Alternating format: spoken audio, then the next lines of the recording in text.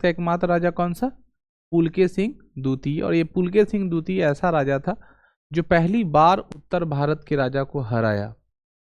आपको याद होगा वो हर्षवर्धन के काल के समकक्ष होने के बाद आगे जैसे ही वो कालखंड बढ़ता है, दक्षिण भारत बनाम उत्तर भारत होती है और उसमें दक्षिण भारत के राजा पुलकेशिन सिंह द्वितीय को क्या मिलता है? विजयी प्राप्त होती है, जिसके खुशी में वो कितना अश्वमेध यज्ञ करा दिया? 2 अश्वमेध यज्ञ करा दिया। याद है आप लोग को?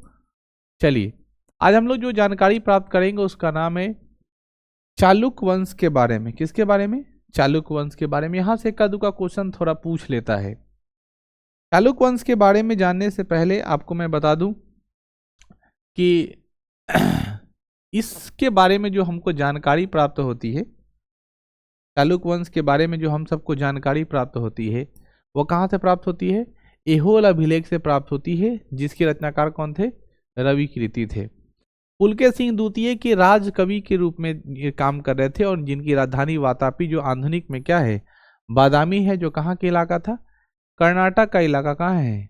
बीजापुर। बात समझ गए? बीजापुर जिले में स्थित है और वहीं पर ये रविकृति जो है वो दरबारी कवि के रूप में रहा करते थे और उनके जो राजा थे पुलकेशिन सिंह द्वितीय, और उसी कालखंड में इन्होंने क्या किया? ऐसा एक पुस्तक लिखा, एक बुक लिखा, एक अभिलेख लिखा, उसका नाम क्या है? ऐहोल प्रशस्ति। ठीक है। वातापी के चालुक्य वंश का प्रथम ऐतिहासिक शासक, उसका नाम क्या था? जय सिंह था, जिसके बारे में जानकारी का स्रोत कैरा ताम्रपत्र अभिलेख से प्राप्त होता है। ठीक है, अर्थात आपको याद रखना है बीजापुर का, वातापी का, ठीक है ना, बीजापुर का, वातापी का पहला चालुक्य वंश का ऐतिहासिक जो राजा बना, अर्थात जिसके बारे में हमें इतिहास पढ़ना चाहिए, जानना चाहिए, समझना चाहिए, वैसा कोई व्यक्ति आया। वो कौन सा आया? जय सिंह आया, जिसके बारे में हमें जानकारी स्रोत कैरा ताम्रपत्र अभिलेख से प्राप्त होता है। अर्थात एक अभिलेख था, उस अभिलेख को हम लोग कौन सा अभिलेख कहते हैं बच्चों? कैरा। समझ रहे हो? कौन सा बच्चों? कैरा ताप्ती अभिलेख। ठीक है। जय सिंह के पश्चात उसका पुत्र रणराग, उसके पश्चात उसका पुत्र पुलकेशिन सिंह प्रथम शासन बना। अब यहां ध्यान से सुनो, पुलकेशिन सिंह द्वितीय के बाद पुलकेशिन सिंह प्रथम आया है, ये ध्यान में आप लोग रखना। ठीक है। पुलकेशिन सिंह प्रथम जो है वह चालुक्य वंश का राजा था। किस वंश का राजा? चालुक्य वंश का राजा। ध्यान से सुनना, यहां पर लिखता है कि पुलकेशिन सिंह प्रथम इस वंश का प्रथम प्रतापी शासक बना, अर्थात ठीक है, पावरफुल राजा बना। चालुक्य वंश का प्रतापी राजा कौन था? जिस प्रकार से वर्धन वंश का, ठीक है, हर्षवर्धन जो रहा, उस वंश का सबसे जो प्रतापी राजा बना वो कौन बना? हर्षवर्धन। सबसे महान राजा कौन बना? लेकिन प्रथम महान राजा के रूप में कौन था? भुला गया। वर्धन नाम लगा हुआ है सब में, ऐसे तुम राजवर्धन, नंदीवर्धन, राज्यवर्धन करके काम नहीं चलाओगे, सबका नाम याद करना पड़ेगा तुमको। पुलकेशिन सिंह प्रथम के बारे में जानकारी मंगलेश का महाकूट स्तंभ लेख से प्राप्त होता है। मंगलेश के महाकूट अभिलेख है जहां पर हमें ये पुलकेशिन सिंह प्रथम के बारे में जानकारी प्राप्त होती है। पुलकेशिन सिंह प्रथम 1700 धर्म महाराज पृथ्वी वल्लभराज रण विक्रम की उपाधि धारण की थी। यानी इसके पास कौन कौन उपाधि थी? सत्याश्रय, धर्म का महाराज, पृथ्वी वल्लभराज और रण विक्रम की उपाधि प्राप्त की। पुलकेशिन सिंह प्रथम के पश्चात अगला शासक कीर्ति वर्मन प्रथम बना, जिन्होंने अनेक शासकों को पराजित करके राज्यों पर अधिकार कर लिया। अतः कीर्ति वर्मन की वातापी के चालुक्य वंश का प्रथम निर्माता भी कहा जाता है। याद रखिएगा, वातापी, बादामी या चालुक्य वंश का, ठीक है ना, प्रथम निर्माता किसे कहा गया है? कीर्ति वर्मन को। कीर्ति वर्मन प्रथम जो है वो बहुत सारे राजाओं को हराया और बहुत सारे राज्यों को अपने पास जोड़ा। जोड़ने के कारण सबसे उसका कांटेक्ट बना और बच्चों कांटेक्ट इतना मजबूत हुआ, इसकी प्रतापी है। महाकूट स्तंभ लेख के संबंधित हमें जानकारी मिलता है कि वह कीर्तिमान प्रथम ने विभिन्न प्रकार के यज्ञ करवाया, बहुत अलग अलग प्रकार का यज्ञ को करवाया।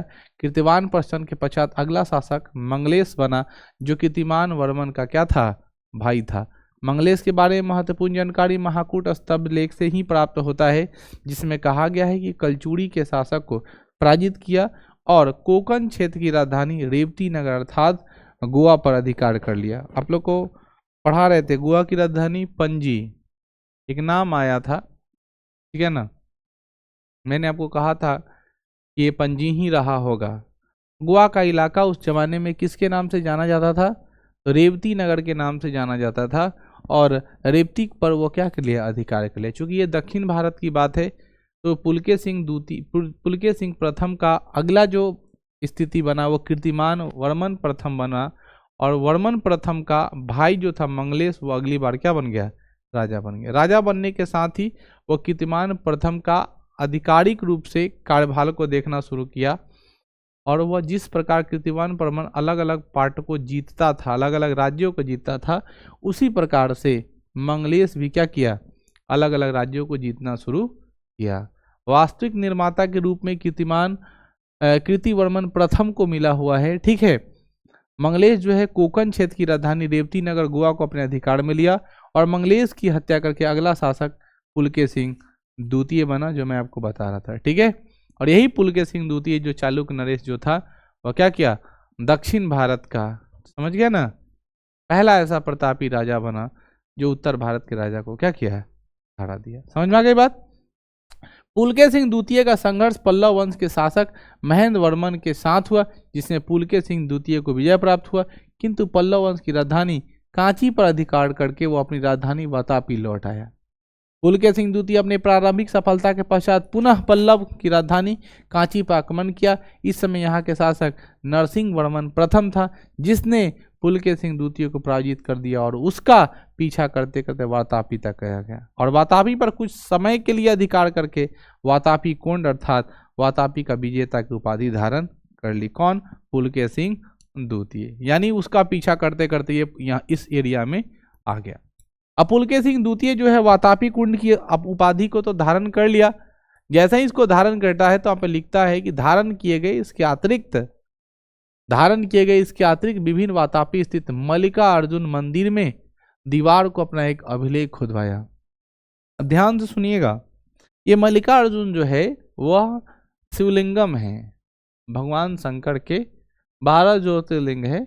उस ज्योतिर्लिंग में से एक मल्लिकार्जुन भी है। अलग अलग ज्योतिर्लिंग में से जैसे आप लोग जानते होंगे बैद्यनाथ, केदारनाथ, सोमनाथ, विश्वनाथ, ठीक है, उसके बाद अमरनाथ, उसी तरह भीमेश्वर और एक आता है मल्लिकार्जुन, ठीक है। तो मल्लिकार्जुन जो है उस मल्लिकार्जुन पर उन्होंने दीवार पर क्या किया? अपना एक अभिलेख को खुदवा दिया उस मंदिर पर। वो मंदिर आज भी है, आप उस अभिलेख को देख भी पाएंगे और आप घूम भी पाएंगे, ठीक है। भगवान शंकर का जैसे अलग अलग जगहों पर अलग अलग विशेष प्रकार का मंदिर है, सारे दिव्य ज्योतिर्लिंग में से एक वो भी दिव्य ज्योतिर्लिंग है जहाँ पे लोग क्या करता है? घूमता है, भगवान शंकर की आराधना करके अपने आप को धन समझता है, ठीक है। सोमनाथ मंदिर भगवान शंकर का गुजरात में है। उसके बारे में मध्यकालीन भारत में पढ़िएगा कि उसको मोहम्मद गजनवी कितना बार लूटा। वहाँ के पुजारी को, ठीक है ना, बांध देता था शिवलिंग में बड़ा बड़ा, ठीक है, और उसको क्या करता था? डायरेक्ट क्या करता था? नदी में फेंक देता था, लूट लूट के भागता था। इतना ज़्यादा दमन किया, फिर भी सोमनाथ मंदिर आज भी क्या है? फेमस है, ठीक है। तो भारत पर हिंदुओं के साथ अत्याचार बहुत ज़्यादा हुआ है, ये आदि काल से चला आ रहा है, इसमें कोई गुरेज नहीं है। लेकिन हमें ये भी समझना होगा कि समय के साथ, ठीक है, सारी चीज़ों की परिस्थितियाँ क्या होती है? अपने आप बदलती रहता है। तो हमें समय का प्रतीक्षा करना चाहिए। बस समझ गया ना?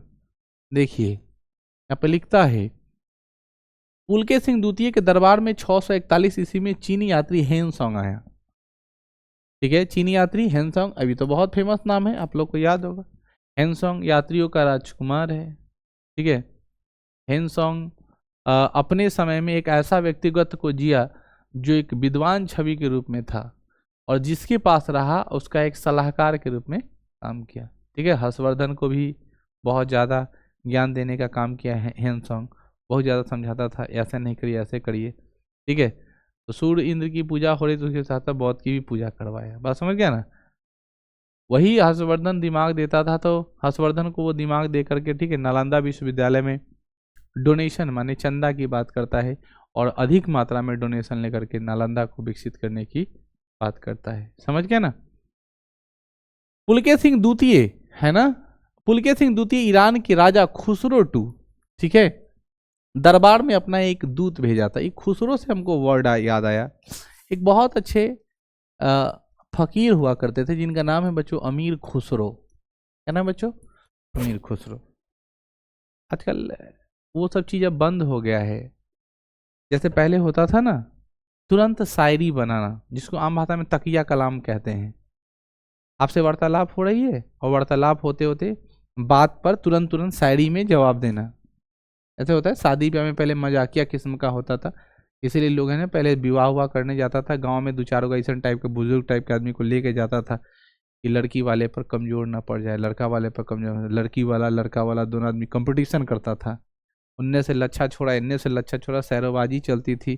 ठीक है ना, जैसे फिल्म वगैरह में देखते हो ना, वैसे पहले रियल में होता था। अब धीरे धीरे प्रथा क्या है, खत्म होती जा रही, लुप्त होता जा रहा है। किसी के पास ऐसा, जिसको दरबारी कहते थे। पहले गांव में फकीर वगैरह आता था ना, तो शायरी उड़ी बना करके बोलता था, कमेंट में छोड़ता था। आजकल उसका साटा बनवाया जा रहा है, देखेंगे वीडियो में, शायरी बोल बोल के कुछ कुछ साली पर, जीजा पर, बहनोई पर कुछ कुछ शायरी बोलता था। पहले वो सब महिलाओं का, पुरुषों का, जो जिस मजाकिया किस्म का, वो सब लोग एक दूसरे को शेरो शायरी का काम करते थे और ऐसा माहौल बनता था। तो राज दरबार में ऐसा होता था कि राजा का व्याख्या करने के लिए एक व्यक्ति होता था जो राजा की हमेशा बड़ाई करता था। उनका नाम है अमीर खुसरो, जिसे उपाधि प्राप्त थी तोताए हिंद की।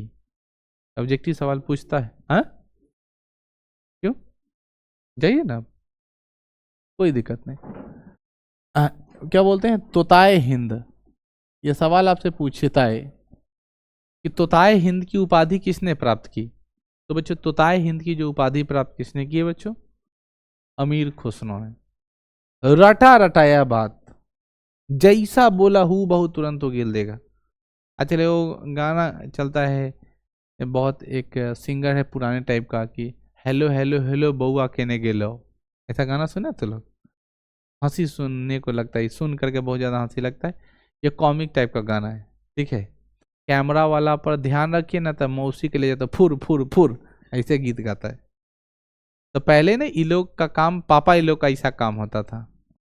मौसी को इस तरह का वार्तालाप कौन बोलेगा? पापा ही बोलेंगे या चाचा ही लोग बोलेंगे। तो इस तरह का माहौल बनता था, वो लोग क्रिएटिविटी काम करता था और मज़ा आता था सुनने में, सुनाने में। एक तरह का बिहेवियर, सबका अपना एक लेवल है, उसके साथ उसका अटैचमेंट है, उसके साथ उसका अटैचमेंट, सबका एक मनोरंजन का तरीका बनाएगा, ठीक है। लेकिन अब ऐसा धीरे धीरे क्या हो गया, खत्म। सब लोगों की मानसिकता चेंज हो गई, सबकी क्यूरियोसिटी चेंज हो गया, ठीक है। और धीरे धीरे सोच में भी क्या आया, बदलाव आ गया, ठीक है। तो वहां पर ही तोताए हिंद जो थे वो अमीर खुसरो थे, ये आप लोग याद रखिएगा। एक क्वेश्चन में आपको समझाने के लिए इतना बात बोला। पुलकेशिन सिंह द्वितीय के पश्चात अगला शासक कौन बना? विक्रमादित्य प्रथम के रूप में आया। पल्लव की राजधानी कांची पर अधिकार करके अपने पिता के पराजय को बदला लिया, किंतु अपने शान के अंतिम समय में पल्लव शासक परमेश्वर के पराजय हो गया, ठीक है। ध्यान सुनना, यहाँ पे लाइन लिखता है कि पुलकेशिन सिंह द्वितीय के पश्चात अगला शासक कौन बना? विक्रमादित्य प्रथम बना, जो पल्लव की राजधानी कांची पर अधिकार करके अपने पिता का पराजय का बदला ले लिया, किंतु अपने शान के अंतिम समय में, यहाँ शान नहीं होगा बच्चों, यहाँ पे क्या होगा? शासन होगा, ठीक है। क्या होगा? शासन। ये शासन के अंतिम समय में पल्लव वंश का शासक क्या नाम था? परमेश्वर वर्मन से पराजय हो गया, मतलब हार गया। और विक्रमादित्य प्रथम के बाद चालुक्य वंश का अगला शासन कौन बना?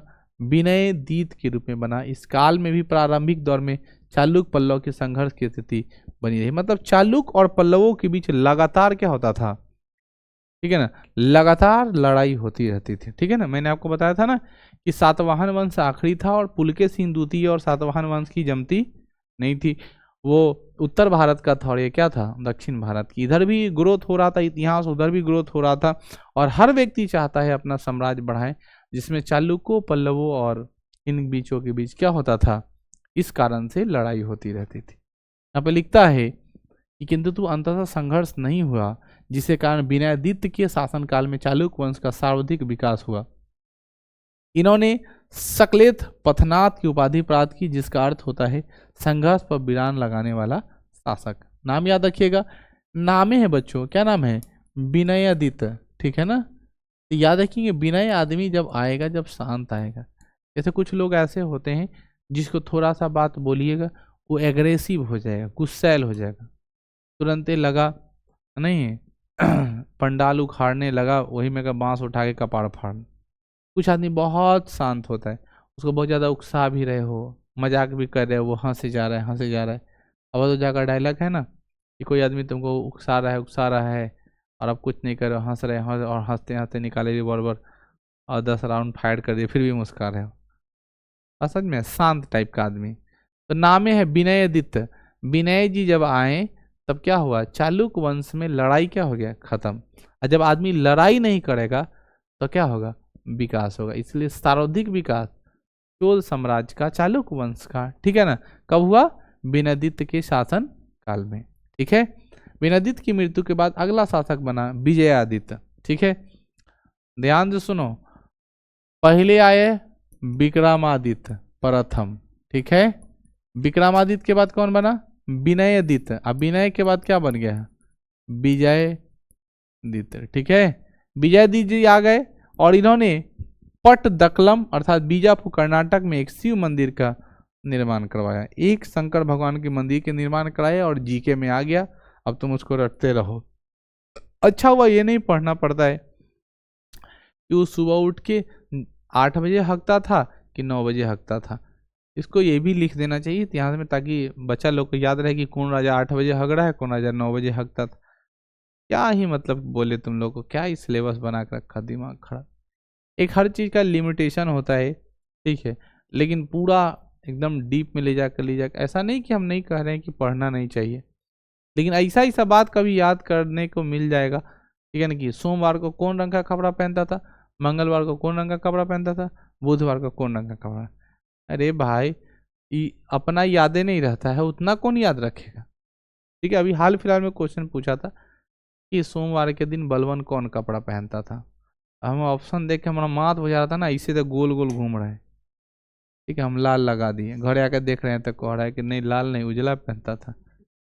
ठीक है, अब बताओ तुम ही, ये कन्फ्यूजन वाला बात है। कपड़ा के बारे में कि कौन राजा कौन दिन कौन रूटीन बना कर रखा है, ये भी पढ़ना है, समझ गया ना। अब अगला बार आके फिर पूरा डाटा नोट किए कि किस किस राजा के बारे में एनिसेंट हिस्ट्री से किस किस राजा से यह संबंधित है कि कौन कौन राजा किस किस दिन कैसा कैसा कपड़ा पहनता है। ठीक है, कौन राजा का ड्रेस का क्या नाम है, ये सब कोड करके लिखे दो पन्ना। ऐसा तो हाल है, एक क्वेश्चन के चक्कर में आधा घंटा ऐसा ही है, फालतू का दिमाग खराब हुआ, फिर 3-4 घंटा लग गया खोजबीन करने, फिर डाटा जमा। तो ऐसे ही होता है, धीरे धीरे आपको हर चीज़ का अनुभव होने लगेगा।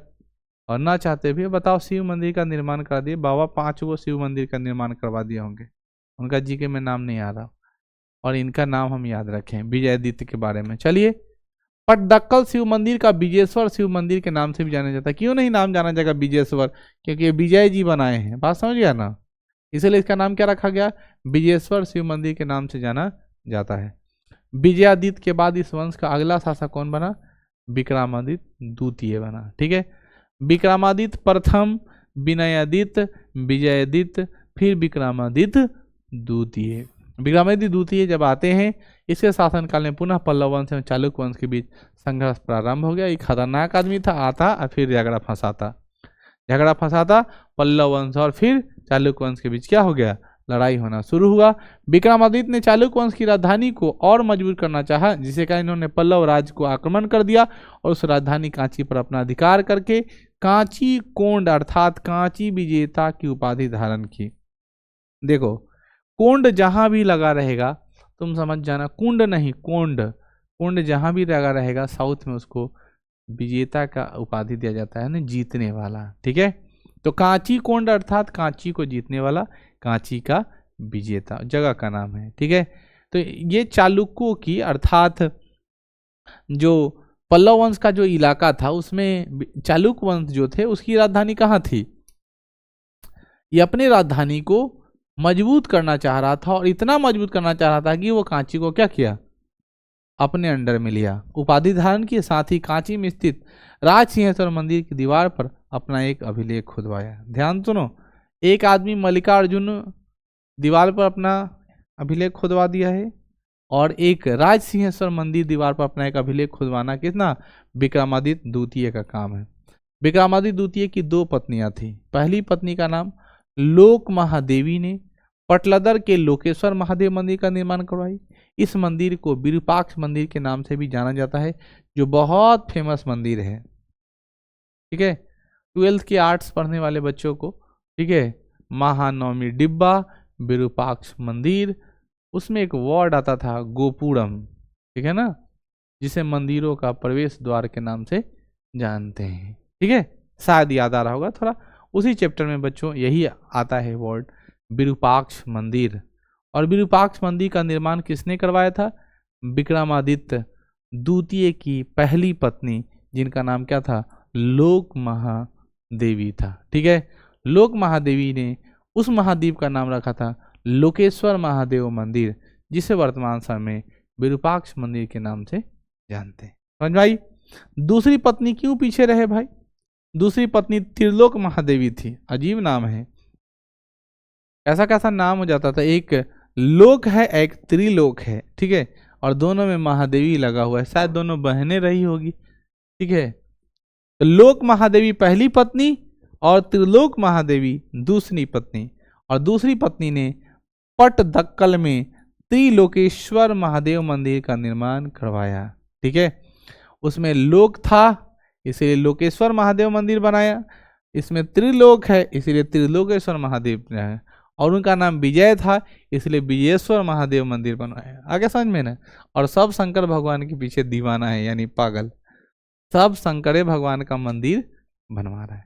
आज भी साउथ में अगर जाते हैं, भारत के उत्तरी क्षेत्र में भगवान शंकर का मंदिर 2 है, लिंगम। कितने हैं? 2, जो ज्यादा फेमस। और सबसे उत्तरी में ऊपर वाले इलाका में आपको मिल जाएंगे केदारनाथ, और उसके ऊपर मिल जाएंगे अमरनाथ। तो मिल के हो गए 4। लोकेशन से अगर आप समझते हैं तो झारखंड में बाबा बैजनाथ, और जम्मू एंड कश्मीर में दोनों 2 4 एगो उत्तर प्रदेश में बाबा विश्वनाथ। मध्य प्रदेश में चले जाइए महाकालेश्वर उज्जैन, उसके नीचे घसक जाइए मुंबई में भीमा शंकर। ठीक है ना, उसके बाद और नीचे बढ़ जाइए रामेश्वरम, उसके नीचे और इधर बढ़िए मल्लिकार्जुन, उसके उधर आप चले जाइए। जो सबसे आखिरी में आपको मिलेगा गुजरात का जो पश्चिमी इलाका है, वो कौन सा मिलेगा? सोमनाथ। ठीक है, झारखंड की तो मैं बात कर ही दिया था, बाबा बैजनाथ है। ठीक है, तो ये सारे जो शंकर भगवान के जो लिंगम हैं, उसमें से आप लोग कितने जगह गए हैं? एक भी जगह नहीं? एक भी जगह नहीं? कहाँ? गरीबनाथ तो कोई लिंगम ही नहीं है। हाँ, देवघर। बाबा बैजनाथ गए हो? बैजनाथ के पास तो चले गए हो, चलो तो एक जगह तो लिंगम हो गया। अपने उम्र में कम से कम ये 12, ठीक है ना, सभी ज्योतिर्लिंगों को घूमने का सौभाग्य प्राप्त हो, ऐसा आप मन में कामना करिए, और ऐसा कुछ बनिए जिसके कारण एक बार गाड़ी नाड़िए और पूरा इंडिया घूम के आ जाइए, शंकर भगवान का ये सभी ज्योतिर्लिंग जाने का। बहुत लोग कहता है कि मेरा मन बहुत साफ है। ठीक है, अगर तुम्हारा हाथ बहुत साफ है, मन भी बहुत पवित्र है, किचन में खाना है, तो बेड सीट पर तो आई जाएगा, डायरेक्ट खाना मिल जाएगा। अगर खाना के लिए तो किचन में जाना ही पड़ेगा, या कोई ना कोई उठा के लेके आएगा ना। तो आपका मन बहुत ज़्यादा पवित्र है, लेकिन स्टेशन पर पहुंचिएगा तब ना आपको कुछ मिलेगा। भगवान सब जगह बउआ रहा है, लेकिन देने का एक जगह है। हमको कोई आदमी बोलेगा रोडे में, हो मास्टर साहब रुका रुका, ए लंग पढ़ा दा, बीच रोड पर ऐसे से लेंगे, हाँ ऐसे पढ़ा देंगे, बोलो। उसका एक स्टेशन बना हुआ है ना, इसीलिए आप लोग भी स्टेशन पर समय समय जाइए और भगवान का आशीर्वाद प्राप्त करिए। इसीलिए सभी जगह स्टेशन बनाए गए हैं, हॉल्ट। जीवन में दुख, दरिद्र, कठिनाइयाँ अगर आपको बहुत ज़्यादा परेशान करता है, एक ऐसा व्यक्ति है जो सबका सुनता है, वैसे दरबार में जाइए, घूमिए, आइए। ठीक है ना, अर्थ का नुकसान होगा लेकिन ज्ञान में वृद्धि भी होगा। बात समझ पाए ना? इसलिए मौका मिले तो, ठीक है ना, लटकिए के जाना पड़े लेकिन चल जाइए। ठीक है, पहले पापा भोज खिलाने लेकर सबको नहीं ले जाते थे, जाता हूँ परेशान करता हूँ, उघाने लगता है 10 तरह का बात। तो पहले तो मोटरसाइकिल नहीं होता था, तो पापा ये लोग कैसे ले जाते थे? साइकिल निकाल के, साइकिल का जो पाइप होता था, आगे वाला होता है ना साइकिल का बड़ा सा पाइप, उस पाइप में पहले मोफलर या कोई कपड़ा अच्छे से लपेट देते थे ताकि पीछे वाले पोर्शन में दिक्कत ना हो, और उस पर हम लोग बैठ जाते थे। ठीक है, एकदम हंडिल कटकटा के पकड़ ले, रास्ते में जब उनको घुमाने में दिक्कत होता था, ढीला करो, तो पूरा छोड़ देते थे, तो घुमाते थे, फिर उनका देह पर गिरे, क्या कर रहा है रे, तो पूरा एकदम।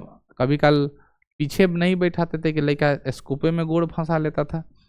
तो बाप को बेटा को बाहरी रूप से संवारने में ये भी बहुत जगह कठिनाई हुआ है, लेकिन उसको बोलते हैं लटक के जाना, जबरदस्ती न चाहते हुए भी जा रहे हैं।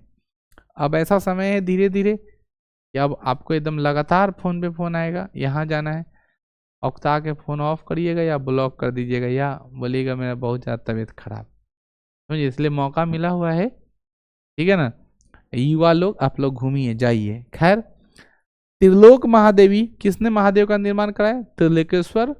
और लोक महादेवी ने किसने निर्माण करवाया? लोकेश्वर। उसका वर्तमान नाम क्या है बच्चों? विरूपाक्ष मंदिर के नाम से जानते हैं। ठीक है, त्रिलोकित महादेव मंदिर के बाद हम लोग आगे बढ़ेंगे। विक्रमादित्य की कहानी समाप्त होती है और चालुक्य वंश का अंतिम शासक कीर्तिमान द्वितीय था। इसके काल में दंती दुर्ग नामक एक सामंत गुलाम में कीर्तिमान द्वितीय की हत्या करके चालुक्य वंश के स्थान पर एक नए वंश राष्ट्रकूट वंश की स्थापना कर दी। ध्यान से सुनना, गुलाम समझते हो? हम गुलाब की चर्चा नहीं कर रहे हैं, गुलाम की चर्चा कर रहे हैं। ठीक है, तो गुलाम का अर्थ होता है जिसको आपने बंदी बना कर रखा है अपने सेवा में। लगातार किसी को अपने साथ रखिएगा तो आपके हर एक कमजोरी को जानेगा कि आप कहाँ मजबूत हैं और कहाँ कमजोर हैं। बात समझ गए? तो बहुत ऑथेंटिक आदमी को अपने साथ रखता है और वो आदमी आपका कभी वैल्यू नहीं करेगा। इसीलिए पत्नी अपने पति का जल्दी वैल्यू नहीं करती है, क्योंकि उसके साथ रह रहे, उसके सारे कमजोरियों को, सारी स्थिति को वो अवगत है, वो जान रही कि कौन कैसा है। समझ गया ना? इसीलिए आदमी दूसरे के सामने दिखावा कर लेता है, लेकिन अपने पारिवारिक लोगों के सामने जल्दी दिखावा नहीं हो पाता है, क्योंकि वो तो सब आदमी जान रहा है कि आपकी स्थिति क्या है, आप किस परिवेश में रह रहे, किस वैचारिक विभाग है। तो ये आखिरी जो राजा जो था कीर्तिमान वर्मन द्वितीय, कीर्तिवर्मन द्वितीय, एक गुलाम रखा था, उसका नाम क्या था? दंती दुर्ग। और ये दंती दुर्ग ने क्या किया? इसका हत्या कर दिया। ठीक है, और हत्या करके एक नए वंश की स्थापना की। उस वंश का नाम क्या है? राष्ट्रकूट वंश। ठीक है, तो आप लोग ध्यान रखोगे, पाल वंश कहाँ है? पश्चिम बंगाल में। कहाँ रे? पश्चिम बंगाल, है ना? बंगाल का इलाका कौन सा? पाल। उस इलाके से, ठीक है ना, सब आदमी किस तरफ दौड़ा था आपको याद हो? उस समय त्रिपक्षीय जो संघर्ष हो रहा था, किस बीच हो रहा था? कन्नौज को कब्जा करने के लिए त्रिपक्षीय संघर्ष हो रहा है। किनके बीच? एक गुजरात का इलाका से आदमी आ रहा था, एक इसके इलाका से आ रहा था, पश्चिम बंगाल का इलाका से आदमी आ रहा था, और एक किस इलाका से? दक्षिण भारत से भी लोग जा रहे थे। उसमें एक नाम आ रहा था, कौन सा वंश? राष्ट्रकूटों के बीच त्रिपक्षीय संघर्ष हुआ। और वही सवाल बनाता है कि राष्ट्रकूट वंश की स्थापना किसने की? दंती दुर्ग ने किया। किसने किया बच्चों? दंती दुर्ग ने किया। ठीक है, जो एक गुलाम था। क्या था बच्चों? गुलाम। दंती दुर्ग की कहानी समाप्त होती है और आगे हम लोग बढ़ेंगे किसके बारे में? पल्लव वंश की जानकारी के बारे में। पल्लव वंश कौन थे इसके बारे में आपको मैं समझा दूं, बता दूं। ठीक है, पल्लव वंश क्या है इसके बारे में समझते हैं। देखो, पल्लव वंश के संस्थापक जो है वो सिंह वर्मा हैं। नाम याद रखेंगे। सातवाहन वंश के संस्थापक कौन थे? सिमुख। कौन रहे? सिमुख। फिर आपको पढ़ाएं, अभी जो आपको बताए हैं कि राष्ट्रकूटों के संस्थापक कौन थे? दंती दुर्ग। और पल्लव वंश के जो संस्थापक बने वो कौन बने? सिंह वर्मा। इन्होंने अपनी राजधानी कहाँ बनाई? कांची को बनाई। इस वंश का वास्तविक संस्थापक कौन है बच्चों? सिंह विष्णु के नाम से जाना जाता है। सिंह विष्णु को अवनी सिंह के नाम से भी जाना जाता है। इसके दरबार में भरावी नामक विद्वान रहते थे, जिसके सबसे प्रमुख रचना क्या नाम है? किरातार्जुनियम। क्या नाम है? किरातार्जुनियम। क्या नाम है बच्चों? किरातार्जुनियम है। सिंह विष्णु वैष्णव मतानुयायी था, जिसके कला में अधिक प्रोत्साहन दिया गया। इस काल में मामल्लपुरम का आदिविराह गुहा मंदिर का निर्माण कराया गया। कौन सा? मामल्लपुरम का आदि वराह गुहा मंदिर का निर्माण कराया गया। ठीक है। सिंह विष्णु की मृत्यु के पश्चात पल्लव वंश का अगला शासक महेंद्र वर्मन प्रथम हुआ, जो मतविलास प्रहसन एवं भगवत जूकियत नामक पुस्तक की रचना की। एक किताब का नाम है, याद रखेंगे, किताब वाला नाम पूछ देता है। ठीक है, चूंकि ये दक्षिण भारत का इतिहास है, वहाँ पे थोड़ा इतिहास को याद करना थोड़ा कठिन हो जाता है, लेकिन आप लोग तो जहर भी पी सकते हैं। ये वर्ड तो याद करना बहुत आसान काम है आप लोग के लिए।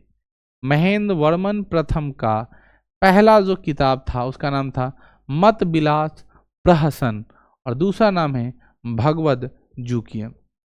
मत विलास प्रहसन एक हास्य रचना है, अर्थात चुटकुला।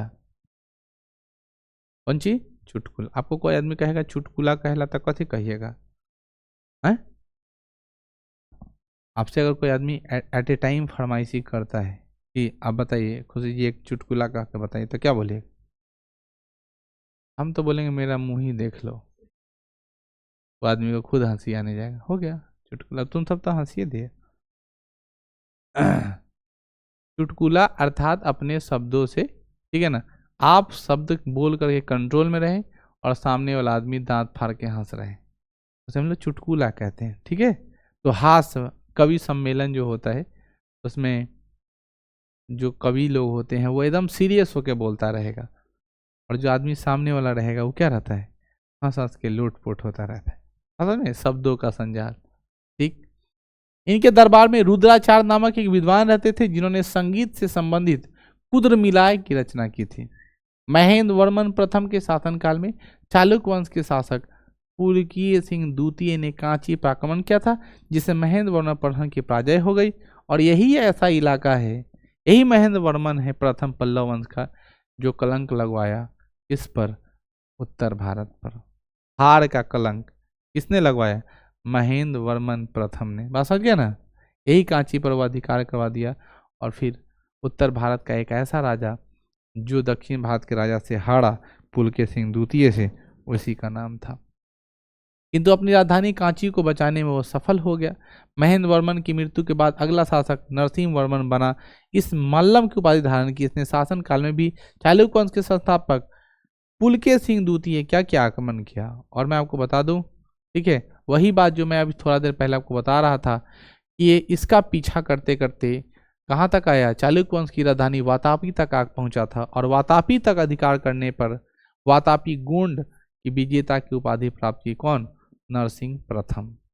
नरसिंह वर्मन प्रथम ने मलपुरम अर्थात महावीरपुरम नामक एक शहर को बसाया। महावीरपुर शहर जो है वो नरसिंह प्रथम ने ही क्या किया है? बसाया है। इनके काल में चीन के बौद्ध विद्वान व्यक्ति, ठीक है ना, हेनसोंग 641 ईस्वी में कांची की यात्रा किया था। आपको पता है ना, इस समय कौन अभी जिंदा रहा होगा? हर्षवर्धन जिंदा रहा होगा। समझ रहे हो ना? तो ये उत्तर भारत की क्या है? इतिहास है। यहीं पे बच्चे लोग कंफ्यूज हो जाते हैं कि सर हेनसोंग कभी इधर जा रहा है, कभी उधर जा रहा है, कभी हर्षवर्धन जोड़े बहू आ रहा है, कभी इन्ने आके बहू आ रहा है। तो हेनसोंग यात्रियों का राजकुमार इसीलिए तो कहलाया कि वो क्या किया? घूमा। हेनसोंग को ज्ञान कैसे हुआ? घूमने से। हेनसोंग बहुत अच्छा संदेश दे के गया है अपने पापा को। हम हेनसोंग के बारे में बताएंगे, ठीक है ना। देखिए, यात्रियों का राजकुमार, उसको उपाधि प्राप्त हो गया घूमने से। आप हमको भी घुमाइए, जितना घूमने दीजिएगा उतना ज़्यादा ज्ञान क्या होगा? डेवलप होगा। यकीनन यह बात उतना ही सत्य है जितना पानी का रंग उजला है। पानी का रंग उजला है ना, एकदम सफेद सत्य है कि आदमी को घूमने से ज्ञान होता है। ठीक है ना। आज सुबह से शाम तक तुम मार्केट पूरे अच्छे से घूमो, और सीखने के व्यू से घूमना। 2 4 10 ऐसे चीज सीखने को मिलेंगे जो जीवन में कभी नहीं सीखे हो। पहला यह दिखाई देगा कि 2 शादीशुदा पति पत्नी कभी खुश नजर नहीं आएंगे। ठीक है ना। जिस दुकान में जिस जगह पर जाओगे, दोनों का ट्राकुट्री करते रहेगा। बोले थे ना, माथा मेरा मत खराब करो। बाइक चलाता रहेगा, पीछे से कस कस के बोलता रहेगा, और उसको कुछ समझ नहीं है, पीछे वाला आदमी ने बमकता रहेगा। तो पति पत्नी कभी मार्केट में खुश नहीं दिखेगा। बुझे? ज्ञान की बात है, वहीं से देखने को मिलता है। जबकि जो आदमी शादी विवाह किया नहीं रहता, जैसे आज का रोज डे का समय चल रहा है, कुछ लुच्चे लफंगे अपने घास चराने वाले देवियों के साथ बहुत खुश नजर आ रहे होंगे, लग रहा हो उनको बहुत कुछ ऐसा मिल गया है, ठीक है ना, ये भी ज्ञान की बात है, ठीक है। चर रहे होंगे, चरा रहे होंगे। नरसिंह व प्रथम की महान विजेता के साथ साथ कला एवं संस्कृति का भी रुचि रखता था। बहुत कम ऐसे लोग होते हैं जो अपने कला में, संस्कृति में क्या करते हैं, विश्वास करते हैं। आपको अपने संस्कृति में, कला में अगर आपको बहुत ज़्यादा रुचि है, संस्कृति को आप मानते हैं, तो आप एक क्लासिकल आदमी हैं। बात समझ में है कि समाज को आप अपने साथ क्या करते, संगठित करके ले करके आगे बढ़ते हैं। जैसा कि आप सबको पता है, भारत एक संस्कृति सभ्यता वाला देश है, जिसमें समय समय पर अलग अलग प्रकार के विधान बनाए गए हैं और अलग अलग समय पर अलग अलग तरह के विधिवत पूजा पाठ करके व्यवस्था की जाती है। भारत में राफेल जैसे वैज्ञानिक आविष्कारों का भी अगर अनावरण किया जाता है तो नींबू लटका के, नारियल फोड़ के, चंदन लगा के, रक्षा सूत्र बांध के, जबकि वह देश की रक्षा करने के लिए है और उसकी रक्षा करने के लिए एक धागा। समझ रहे, ये मानसिकता है यहाँ की, यह संस्कृति है। भगवान रक्षा करते हैं कि नहीं करते हैं वो भगवान जाने, उनका मैटर है, ठीक है ना। लेकिन आदमी के मन में एक भ्रम है, ठीक है ना। उस भ्रम को क्या हुआ, बहुत लोग प्रयागराज नहाने जा रहा है और रास्ते में एक्सीडेंट में मर गया ना। भगवान होते हैं कि नहीं होते हैं वो तो भगवान ही जानेंगे, लेकिन वो आदमी दुर्घटनाग्रस्त हो गया, ठीक है। वो अगर जानता था पक्का प्रयागराज नहीं जाता। सबको मुक्ति चाहिए और मुक्ति मिल रहा है तो रोने लग रहा है। प्रयागराज क्यों जा रहे हो, स्वर्ग की यात्रा करने, और भगवान तुम्हारी यात्रा को सुन लिए और रास्ते में ही जल्दी ही बुला लिए, स्वर्ग मोक्ष तुमको मिल गया और तुम रोने लगे। जा, उसी की तलाश में तो तुम उधर जा रहे हो और वो तुमको मिल गया तो परेशानी। तो कुल मिला के हम लोग का ये है कि उधर का भी मजा मिल जाए और इधर का भी मजा मिल जाए, यही ना परेशान। इसलिए असमय मोक्ष प्राप्त करने की कोई आवश्यकता नहीं है, ठीक है। जिसे मामल शैली के नाम से जाना गया, इस शैली में निर्मित पहला मंदिर का नाम था महाबलीपुरम का रथ मंदिर, एकाश मंदिर और सप्तरथ मंदिर, ठीक है। भारत में एक ऐसा राज्य जिस राज्य में पहली बार बैलों की सवारी करके, ठीक है ना, विवाहित यात्रा शुरू की गई, मतलब रथ में, ठीक है ना, बैल को खिंचवाएगा। खूब अच्छे से अभी उसका न्यूज में चल भी रहा था, ठीक है ना, कि पुराने संस्कृति सभ्यता को हम शुरू कर रहे हैं कि बारात बैलगाड़ी से जाती थी, तो आज भी जो है ना घोड़ा उड़ा से लगा रहा है ना दुहाड़ी, अब नहीं, बैल वाला बैलगाड़ी पे लगा करके दूल्हा को बैठा के ट्रेडिशनल ढंग से थोड़ा क्या कह जाएगा, लाया जाएगा। बात समझ गया ना। ऐसी नंदी बाबा को लेकर के आ जाएगा बारात में, ऐसा उसका मानसिकता है। नरसिंह वर्मन प्रथम के बाद अगला शासक महेंद्र वर्मन द्वितीय तथा उसके पश्चात परमेश्वर वर्मन प्रथम बना, और परमेश्वर वर्मन प्रथम का संघर्ष वातापी के चालुक्य शासक विक्रमादित्य से हुआ था। परमेश्वर वर्मन प्रथम के काल में मामल्लपुरम प्रसिद्ध गणेश मंदिर एवं कुडुम का शिव मंदिर का निर्माण हुआ। दक्षिण भारत के लोग पूजा वूजा बहुत करते हैं, ठीक है ना। उत्तर भारत के लोग को नहीं देखोगे एनी टाइम चंदन मार ले, उनने के आदमी सब जो होता है ना, वो हमेशा ऐसा वाला चंदन क्या रहता है, लगाए रहेगा। उधर आदमी को, माँ को अम्मा कहता, अम्मा, ठीक है। और अम्मा लोग, ठीक है ना, अन्ना, छोटे भाई को चिन्ना, ठीक है ना। तो ऐसे लोग बोलता है, भाई को बोलता है, ए अन्ना इधर आ जाओ, अम्मा, अन्ना, चिन्ना, ऐसे बोला जाता है। तो साउथ में, आंध्र वगैरह में जाओगे तो ये सब लैंग्वेज सीखने को मिलेगा। हाँ, हम लोग के हिसाब से खान पान नहीं मिलता है उधर, हम लोग चजोर टाइप के आदमी हैं, जिसमें तरह तरह के व्यंजन खाते हैं। वो लोग का जो भोजन होता है वो कैसा होता है, खट्टा, ठीक है ना। जैसे आप लोग इडली खा रहे हो, डोसा खा रहे हो, सांभर खा रहे हो, हर बात में कढ़ी का पत्ता ठेले रहेगा, ठीक है ना। और जो भी भोज्य पदार्थ मिलेगा वो सिर्फ खट्टा है, खट्टा खट्टा। समोसा में कौन सा चटनी खाते हैं, मीठा या खट्टा, कौन सा चटनी खाते हैं, खट्टा या मीठा। होटल में जाते तो कौन सा लेते, दोनों मिला के चाट लेते हो। मीठा खाते हो। मीठा खाने वाला आदमी बहुत बकलोल टाइप का होता है, क्योंकि जो होटल में रसगुल्ला का पाक जो बचता है ना, बेकार, उसी से वो बना देता है मीठा चटनी।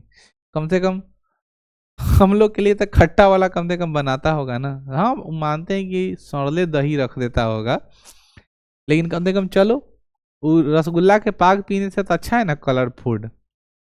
उधर का आदमी हमेशा खट्टा खाएगा, तो जिसको ज्यादा खट्टा पसंद है, ठीक है ना, वो साउथ एक बार घूम करके आए, दिक्कत नहीं हो।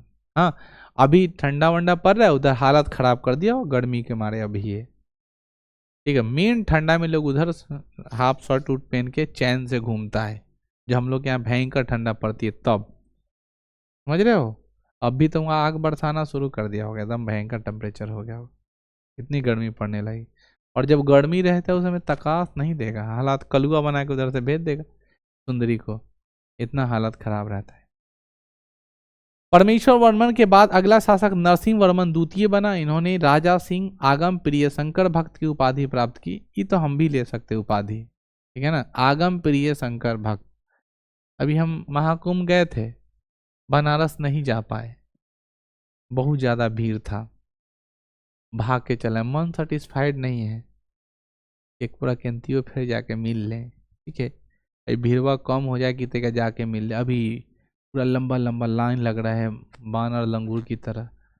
अब जो आदमी देखा हुआ है कि थोड़ा कम भीड़ रहता है, 150-200 का भीड़ रहता है, वहाँ हजार हजार 2-2 हजार, एक 1.5 किलोमीटर लाइन लग रहा है, तब तो हालत खराब होगा ही देख के वो आइडिया को, ठीक है ना, तो ऐसा हालत है।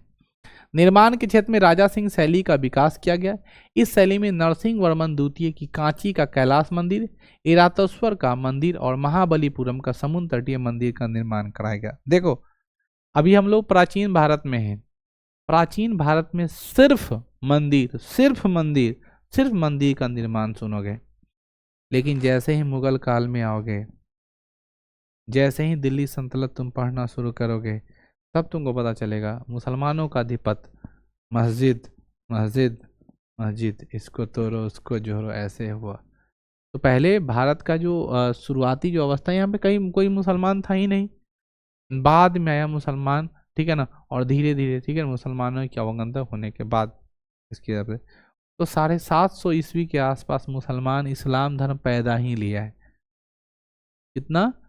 750 ईस्वी के आसपास, ठीक है, बहुत छोटा इतिहास है इस्लाम धर्म का, लेकिन उसमें बातें जो हैं वो कूटनीति की हैं, लोगों के हिसाब से सरल है, सहज है, इसलिए लोग इस्लाम को कबूल करना शुरू किया और पूरी दुनिया में तेजी से इस्लाम फैला।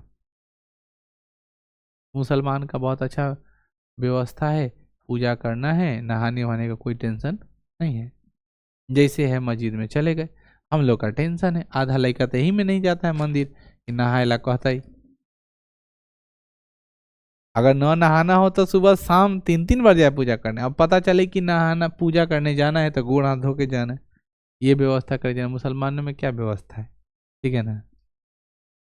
कभी अपनी मम्मी से लात खाए हो कि नहीं, भोजन के मामले में, खाना खाने के मामले में?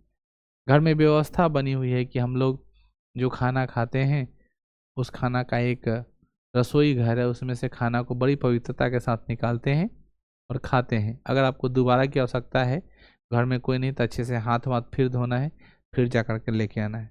ये लुलैया हाथ चलाओगे तो हाथ काम नहीं करेगा, लात अगर देख लिया घर वाला तो लतिया देगा, ऐसी व्यवस्था है। किचन में भी जूठा बर्तन लेके नहीं जाना है, वहाँ पर ले करके आना है, ऐसा कुछ ग्रामीण लोग हैं। शहर में तो ऐसा कुछ नहीं होता है, हम लोग तो ऐसे खाते हैं कि वही में खाते हुए में हाथ धो देते हैं कढ़ाई में, ठीक है ना। स्टूडेंट वाला हाल है। और वही कभी मम्मी लोग आ जाती तो बहुत साफ सुथरा हर चीज़ ध्यान देना पड़ता है कि भाई, ठीक है। स्टूडेंट लोग का क्या होता है, एक छोटा सा रूम, एक बेडरूम, उसी बेडरूम में किचन भी है, उसी बेडरूम में स्टडी रूम भी है, उसी बेडरूम में, ठीक है ना, कबाड़ खाना भी है, कोना में कबाड़ रखेगा, झाड़ू वाड़ू सब एक ही रूम में, खाना बनाएगा, चौकी के नीचे किचन शिफ्ट हो गया, ठीक है। तब क्या करेगा, 2-3-4 बर्तन में खाना बन जाना है, 5 बर्तन मैक्सिमम है, एक कटोरा, एक थाली, एक गिलास, एगो कुकर है, एगो कढ़ाई छोलनी, हाँ फिनिश। तावा कभी काल गर्म होता है, ठीक है, रोटी बनाइए नहीं रहा है, लगातार चल रहा है भात, चल रहा है भात, समझ रहे हो। ये विद्यार्थी लोग का लक्षण है। अभी तो तुम लोग उस अवस्था में नहीं गए हो, बाहर कभी जाने का मौका मिलेगा तब, हालांकि लड़की लोग तो बना ही लेती होगी, फिर हम सोचते हैं लड़की लड़का तो सेम ही होता होगा ना। ऐसे लोग क्यों समझता है कि लड़की लोग खाना बना लेगी अच्छे से, यही सर। तो वही ना, मतलब एक कंसेप्ट है कि हाँ लड़की लोग खाना बना के खा लेते हुए, लेकिन हम सोचते हैं लड़का लड़की तो सेम है, जैसे हम लोग का लाइफ है तो लोग भी, तुम लोग को भी आस्कत आता होगा, खाना वाना बनाने का मन नहीं करता है। हाँ तब सेम बात है एकदम, हम लोग को भी मन करता है जैसे कि बनल बनावल मिले, तुम लोग को भी मन करता है। बाप रे, इसका वीडियो रिकॉर्ड करो, जहाँ जाएगा उसका दिन खराब है। तुम लोग का ऐसा मन नहीं करना चाहिए, क्योंकि हम लोग जैसा आदमी को ये झांसा दिया जा रहा है, जब शादी ब्याह कर लीजिए, ठीक है ना, जब आएगा आदमी तब आपको सुख होगा। कोई न कोई ऐसा ही टाइप का कोई होगा, उसका मन भी वैसा ही हो कि जाए अब बनल बनावल मिले, तो हम लोग के आदमी जैसा क्या होगा हालत, तो लोड तो और ज़्यादा बढ़ जाएगा, 4 रोटी की जगह 8 रोटी सेकना पड़ जाएगा। ये सब दिक्कत वाली बात है, तुम लोग अपने मन को बदलो। महाबलीपुरम समुद्री तट पर मंदिर का निर्माण करवाया है। इसके अलावा दरबार में दांडी नामक विद्वान जो रहते थे, उन्होंने 10 कुमार चरित नामक पुस्तक की रचना की थी। ध्यान से सुनेंगे। नरसिंह वर्मन द्वितीय के बाद अगला महत्वपूर्ण शासक क्या था? नंदी वर्मन द्वितीय था। इसी शासनकाल में चालुक्य वंश के शासक विक्रमादित्य द्वितीय ने कांची पर आक्रमण किया, उस पर अधिकार कर लिया और कांची कुंड की उपाधि धारण की थी। इस वंश का अंतिम शासक का नाम क्या था? अपराजित था, जिसे चोल वंश के शासक आदित्य प्रथम ने हत्या करके पल्लव वंश को चोल वंश में मिला दिया। ठीक है, यानी पल्लव वंश की क्या हो गई? समाप्ति हो गई। और समाप्ति करने वाला कौन था बच्चों? आदित्य प्रथम। और आदित्य प्रथम ने क्या किया? अपराजित को क्या किया? मार दिया, हत्या कर दिया, और वो क्या हो गया? एक नए वंश की क्या कर दी बच्चों? स्थापना कर दी। ठीक है, आखिरी हम लोग पढ़ेंगे राष्ट्रकूट वंश। कौन सा वंश? राष्ट्रकूट। आपको याद है, मैं थोड़ा देर पहले बता रहा था, राष्ट्रकूट वंश के संस्थापक दंती दुर्ग थे। कौन थे? राष्ट्रकूट वंश के संस्थापक कौन थे? दंती दुर्ग था। और यही दंती दुर्ग, ये बहुत बड़ा बड़ा चैप्टर नहीं है, ये बहुत छोटा छोटा चैप्टर है। इसको हेडलाइनिंग करके आप लोग थोड़ा समझ लीजिएगा, देख लीजिएगा। यहाँ से इक्का दुक्का सवाल, कौन सा अभिलेख किसने लिखा, कौन सी पुस्तक को किसने लिखा, ये सारी चीज़ें आ जाती हैं। ठीक है ना, तो इन सभी चीज़ों को आप थोड़ा क्यूरियोसिटी में रखिएगा और आपका काम क्या हो जाएगा? आसान हो जाएगा। यहाँ पे क्या लिखता है? इस वंश की स्थापना दंती दुर्ग के द्वारा किया गया है। इन्होंने अपनी राजधानी मानखेत मालखंड को बनाया। दंती दुर्ग के बारे में महत्वपूर्ण जानकारी एलोरा अभिलेख महाराष्ट्र में स्थित है से मिलता है। यह अभिलेख दंती दुर्ग का है। इन्होंने उज्जैन पर आक्रमण करके वहां के तत्कालीन प्रतिहार वंश को शासक वस्त्रराज को पराजित किया था। ये प्रतिहार वंश का पूरा नाम है बच्चों गुर्जर प्रतिहार वंश। कौन वंश? उज्जैन मध्य प्रदेश का इलाका, बहुत फेमस इलाका है, जो मैं अभी थोड़ा देर बता रहा था, भगवान शंकर का। ठीक है ना, एक शिवलिंगम में वो भी आता है महाकालेश्वर। ठीक है ना, वो ऐसा शिवलिंग है जहाँ पर सभी लोगों को, ठीक है ना, पूजा अर्चना करने की, छूने की किफ़ायत नहीं हो सकती है। नहीं, बड़े बड़े सेलिब्रिटीज लोग जाते हैं, तब उसको छू छा करते हैं। सबसे सस्ता सुविधा शंकर भगवान झारखंड वाले, लुटा के दम, ठीक है ना, जगह नहीं भी है तो ये उलट पलट के केंद्रीय लोगों में घुस घुस के नहीं, सब लोग डायरेक्ट टच कर करके निकल जाता है। ठीक है, काशी विश्वनाथ में भी नहीं छूने देता है अलगे से। और बड़े बड़े लोग तो कुछ भी कर सकते हैं, बात हो गया ना, उन लोग के पास तो पैसा का था है तो वो लोग कुछ भी कर रहा हो। लेकिन एक मध्यम वर्गीय, एक साधारण व्यक्ति के लिए बहुत नामुमकिन है। लेकिन झारखंड का बैजनाथ, ठीक है ना, वहाँ जाओ। यहाँ तक कि तुम केदारनाथ की भी यात्रा करोगे तो सिर्फ क्या है? देखने जाता है। हाँ, शंकर भगवान देख ली, प्रणाम कर ली, चलिए आगे बढ़िए। बगल वाले में पत्थर है, उस सबको पूजते रहिए, हो गया, दूसरा कुछ नहीं। अमरनाथ की यात्रा में जाता है तो वो लोग क्या लेते हैं? जाता है, देखते हैं, कबूतर को देख लेता है। ठीक है, कहानी सुने हो तो लोग कबूतर की? स्वर्ग से आता है कबूतर, कुछ दिन रहता है फिर चला जाता है। ठीक है, तुम लोग ये भी नहीं पता है तुम लोगों को कबूतर के बारे में? वैसे ही जगन्नाथपुरी में 4 धाम में से एक वो भी है पुरी। जब जाओगे उड़ीसा में तो वहाँ भी पूजा नहीं करने देता है। जाओगे और भीड़ जैसा असर ठेलते रहेगा, निकल जाएगा। तुम बाहर आकर के मंदिर का दीवार में ऐसे माथा टेकाते रहो। तो यहाँ से भी फोटो करके देख लें, जब उसको टच ही नहीं करना है, देखना ही नहीं है, ठीक है ना, तो फिर आँख से सिर्फ देखें। गए इतना दूर से, लाइन में लगे, घंटों की लाइन, एक झलक, धक्का मारा साइड। उसी तरह आप वहाँ जाइएगा, खाटू श्याम राजस्थान का इलाका, वहाँ भी बहुत लंबी लाइन, गुलाब का फूल हाथ में रखे रखे, गुलाब का फूल भी मुरझा जाएगा, मोर का पंख लिए हो, और गेट पर जाओगे आपका छीनेगा, धक्का मारेगा सीधे बाहर। एक सेकेंड, हाँ अब तो जमाना है वीडियो फोटो का, तो पहले ही रेडी रहो, दनादन वीडियो फोटो एकदम चल रहा है। गेट पे जाओगे कोई वीडियो फोटो होता नहीं, तो बड़ा बड़ा पीलिंग के सामने लोग गेट पर वीडियो बना लेता है, इससे लगा कि आपकी यात्रा क्या हो गई है, पूरा हो गई। बाकी जिस काम के लिए गए हैं वैसा कहीं प्राप्ति होता है। सिर्फ बैजनाथ में इतनी जगह धाम गए हैं जहाँ पर जाने पर बहुत ज़्यादा तृप्ति मिलता है कि पूरा कपड़ा उपड़ा भीग चुका होगा, ठीक है, इधर पॉकेट में बेलपत्र मिलेगा, इधर फूल मिलेगा, कोई माथे पर जल चढ़ा दिया रहेगा, ठीक है ना, कोई नहीं हो पाया तो देह पर दहिए हुए धो दिया, लेकिन हाँ शंकर भगवान को धारा, मुलाकात हुई, धक्का मुक्का करना पड़ा, प्रयत्न होता है। इसलिए बाबा बैद्यनाथ के पास जाइए, भोले और डरदानी। दंती दुर्ग ने उज्जैन पर हिनाद गढ़ नामक एक यज्ञ किया, हिरण्य गर्भ नामक एक यज्ञ किया था। इस वातापी चालुक्य शासक का कीर्तिमान वर्धन द्वितीय को पराजित भी किया। दंती दुर्ग के बाद इस वंश का अगला महत्वपूर्ण शासक कृष्ण प्रथम, कौन प्रथम? कृष्ण प्रथम था। कृष्ण प्रथम शैव धर्म को मानते थे और इन्होंने एलोरा में कैलाश मंदिर का निर्माण करवाया। अब ये याद रखिएगा, एलोरा का कैलाश मंदिर का निर्माण किसने करवाया? राष्ट्रकूटों ने। ऑप्शन में देता है, किसने करवाया? राष्ट्रकूटों ने। और ये बताने की क्या जरूरत है कि ये शैव धर्म को मानते थे? अभी तक तो जितना सारा दक्षिण भारत का लोग है वो खाली शिवे को मान रहा है। दक्षिण भारत का जितने सारे लोग हैं वो क्या मान रहा है? शिव। तिरुपति बालाजी भी ये घूमने का अवसर प्राप्त हुआ है मुझे, हम घूमे हुए। तिरुपति बालाजी में भी जाइएगा तो वही बात है, धक्का मार के निकल देगा। जग घूमिया थारे जैसा ना कोई शंकर भगवान झारखंड वाले, ठीक है, उनके जैसा कोई नहीं। इंतियो धकला मकला के अंदर ठेलेगा। समझ में? वही है, शंकर भगवान के हैं स्वरूप, लेकिन उनका नाम दूसरा है, लेकिन वो ज्योतिर्लिंगम में काउंट नहीं होता है। उसके बाद बासुकीनाथ के बाद तपोवन, ठीक है ना, वहाँ तक लोग जाता है एक ही बार की यात्रा में, चित्रकूट पर्वत भी होते हुए, ठीक है ना। यहाँ पे कहता है यह मंदिर एक चट्टान के काटकर बनाया गया है। इस मंदिर को गुहा मंदिर भी कहते हैं। इसके दरबार में प्रमुख शैव सत अलंकर भट्ट निवास करते हैं। कृष्ण प्रथम की मृत्यु के बाद इस वंश का प्रमुख शासक गोविंद द्वितीय बना, किंतु यह कमजोर शासक था, अतः उसका भाई ध्रुव ने उसकी हत्या कर दी और खुद को शासक घोषित कर दिया। समझ रहे हो? भाई ही अब भाई का दुश्मन है। गोविंद द्वितीय को टपका दिया, कमजोर शासक था और उसके राजगद्दी पर वो बैठ गया।